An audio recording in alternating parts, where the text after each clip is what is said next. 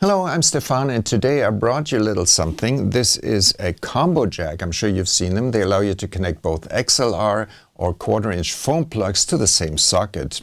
This particular one came from this device here. This is a Tascam DR60D, a portable audio recorder specifically for video location sound. And it has two of these built in. Now this is quite a nice little unit, but the combo jacks are of cheap quality and XLR cables can get seriously stuck and then you won't be able to get them back out. If you have a problem like this with this or some other unit, hopefully this video will help you. Otherwise, you might as well scroll on to the next one. You're still here? Great, so let's go. When my XLR cable got stuck in the unit, of course I looked for some help and I found a great little hack video on a YouTube channel called Computer Janchi. I hope I'm pronouncing this correctly. I will also link to it in the description. Basically it involves taking out the guts of the XLR connector while it's still plugged in and then using a pair of pliers to remove the outer case. Well, this has worked for me once, but then later I forgot. I put the same connector back in, it got stuck again, and I couldn't get it back out. I ended up ruining the entire connector. Now it was a case of, well, am I going to have this fixed professionally, which will probably cost more than the unit itself?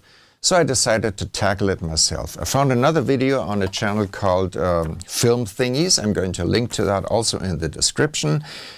On one hand, this was a great video because it gave me the confidence that yes, I will be able to open this up without all kinds of parts falling out and then I can't put it back together. On the other hand though, it was a bit of a letdown because when it got to the nitty-gritty, the video ended. So hopefully my video will be the missing link.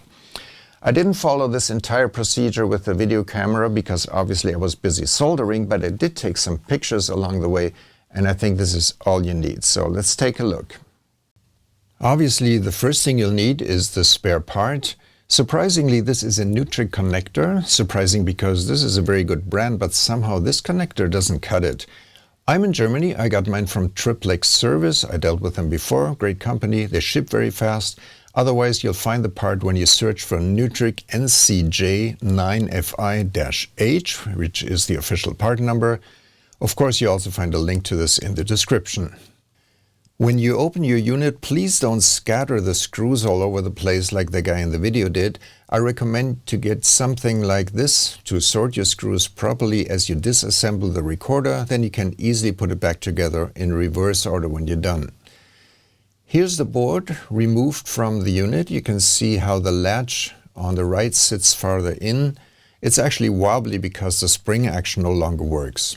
The connector itself has a hopping 10 pins connected to the board. I've marked them here in this image.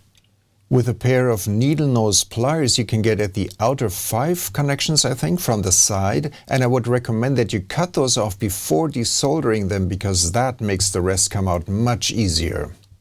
And that's how your board looks with the connector removed. Now you need to solder your new combo jack in place.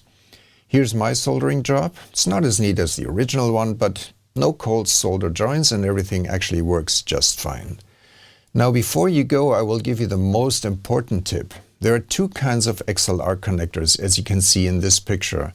The one on the left has this rectangular opening in the case, and this is what will give you the problem with stuck cables. So never use one of these, period.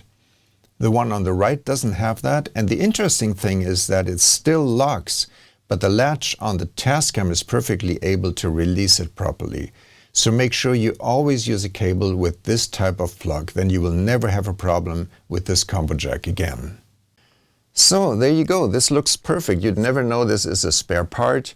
If you made it all the way here in this video, I'm sure there's a very good reason for it, and I wish you the best of luck getting your device fixed also. Please leave a comment or subscribe to my channel, and I hope to see you in the next video. Thanks for watching.